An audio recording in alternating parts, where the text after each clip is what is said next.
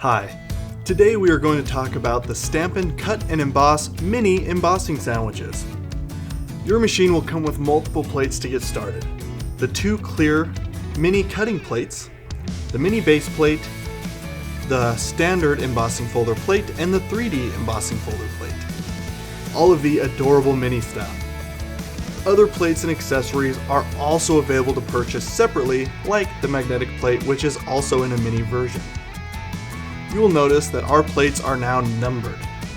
This is to help you know which plates to use and the order it goes in quickly when making your sandwich. When embossing, your standard sandwich will look something like this. Your base plate goes first, number 1, then your standard embossing folder with the paper inside, of course, and finally you will want to add your standard embossing folder plate, number 3.